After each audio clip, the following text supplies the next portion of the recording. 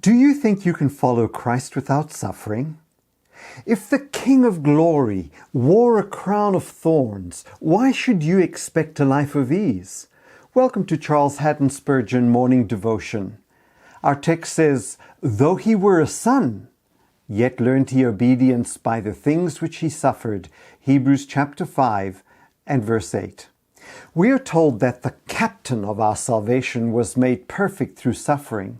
If he, the sinless one, was brought to perfection through trials, then we who are sinful and far from perfect should not be surprised if we too are called to suffer.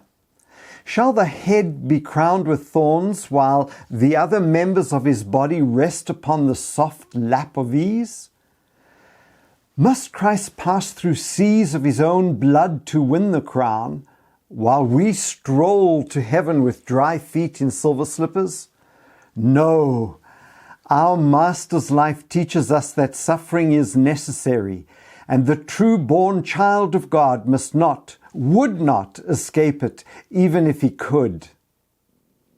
Yet there is deep comfort in this. Christ was made perfect through suffering, and so he is able to fully sympathize with us. He is not a high priest that cannot be touched with the feeling of our infirmities. In his sympathy, we find sustaining power. One of the early martyrs declared, "I bear it all, for Jesus suffered, and he suffers in me now. He sympathizes with me, and this makes me strong." Believer, lay hold of this thought in all your agony. Let the remembrance of Jesus strengthen you as you follow in his steps. Find sweet support in his sympathy, and never forget that to suffer is an honor. To suffer for Christ is glory. The apostles rejoiced that they were counted worthy to suffer for his name. In the same measure that the Lord grants us grace to suffer for Christ, to suffer with Christ, in that same measure does he honor us. The jewels of a Christian are his afflictions. The regalia of the kings whom God has anointed are their troubles, their sorrows, and their griefs. Let us not, therefore, shun being honored.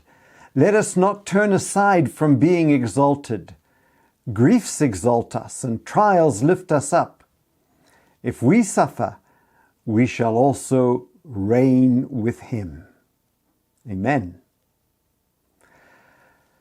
If you click on the link below, you will find a 7-minute Bible study, which we encourage you to delve into, as the other link will get you to the script for this devotion.